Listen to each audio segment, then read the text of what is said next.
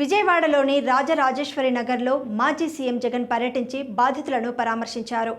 వరద అంచనాల్లో సహాయక చర్యల్లో ప్రభుత్వం విఫలమైందని జగన్ ఆరోపించారు.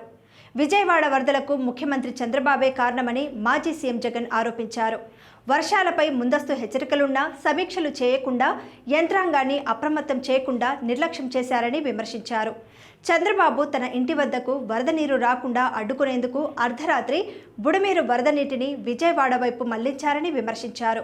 తన ఇంట్లోకి నీరు రావడంతోనే కలెక్టరేట్లో బస చేసి ప్రజల కోసం ఉన్నట్లుగా వ్యవహరిస్తున్నారని చెప్పుకొచ్చారు.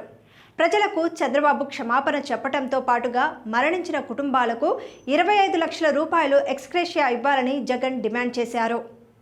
తన తప్పులను కప్పిపుచ్చుకోవడానికి అధికారులపైన నెపం మోపుతున్నారని విమర్శించారు.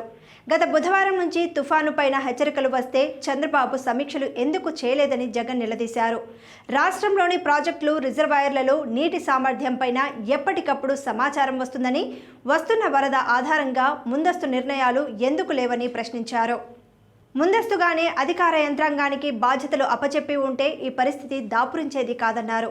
తమ హయాంలో వరదలొస్తే ఆర్భాటాలకు పోకుండా అధికారులు సచివాలయ వాలంటీర్ వ్యవస్థతో సేవలు అందించామని అన్నారు. బుడమేరు మీద వెలగేరు రెగ్యులేటరీ మీద లాక్స్ ఎవరి ఆదేశాలతో ఎత్తారో చెప్పాలని జగన్ డిమాండ్ చేశారు. శనివారం రాత్రి ఒక అలర్ట్ లేకుండా, ఒక సిగ్నల్ లేకుండా నీళ్లు బుడమేరు నుంచి గేట్లు ఎత్తేశారు. నీళ్లు బుడమేరు నుంచి గేట్లు ఎత్తేశారు.